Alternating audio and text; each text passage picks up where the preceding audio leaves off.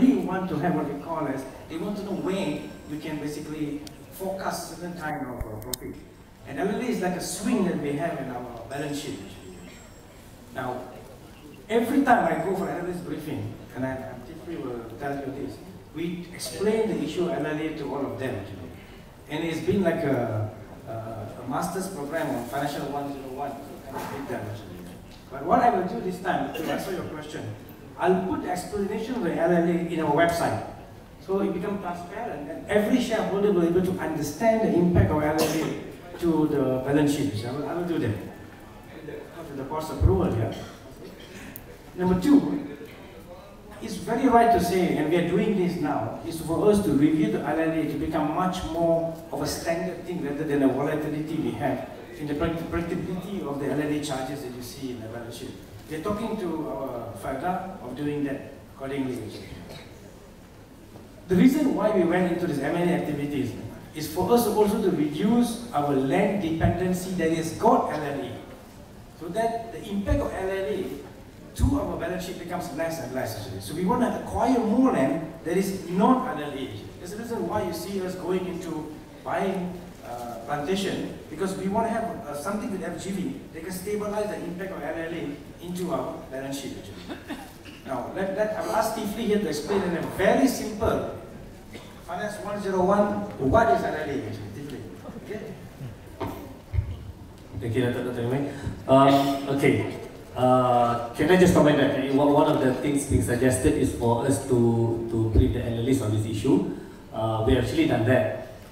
There was actually a 1 hour session, in fact, more than 1 hour, which I actually briefed the analyst community in town on how this LLA's calculations are done. Yeah? I actually went through very detailed with all the assumptions and whatnot.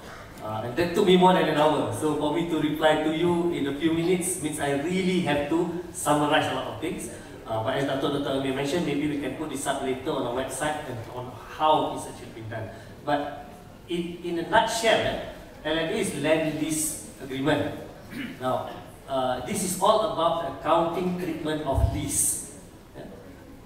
In the past, there's only two ways to treat lease, which is financial lease or operating lease. That was in the past. It was fairly straightforward. But now, we are under the FRS rules, which is which the Malaysian accounting body has adopted. FRS is international. The Malaysian accounting body has adopted, so we must follow. We got no choice, we must follow. So, in FRS, lease today has to be treated using fair value. Fair value is normally based on discounted cash flow. I know this now starting to be very technical, but it's essentially the value of the lease that people have to put on the balance sheet is we take into account all the payments they have to make over the next 99 years. Well, now it's 95 years. Over the next 95 years, we find what's the value of the 99 years today, that goes on balance sheet. And then every year, the value will of course should be reducing, so the difference to get charged to P&L. Now, what happened in 2013 versus 2014? Why that is a credit and why that is a debit as a charge? Is because of the change in assumptions. Remember, we're talking about 99-year cash flow, so there's a lot of assumptions there. So that impacts the value.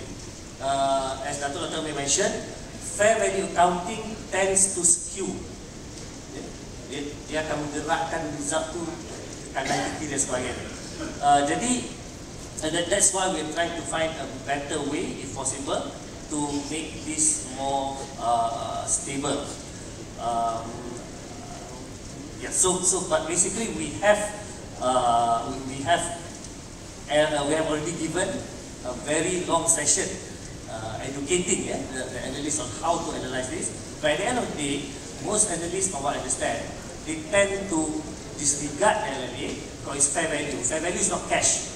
It's a different thinking altogether. So fair value is disregarded, and then they take the cash element, which you have rightly highlighted is the 300 over million, 325 and 336. So most analysts tend to just take the cash figure and disregard that. So that is in about 3 minutes explanation, which normally takes about an hour.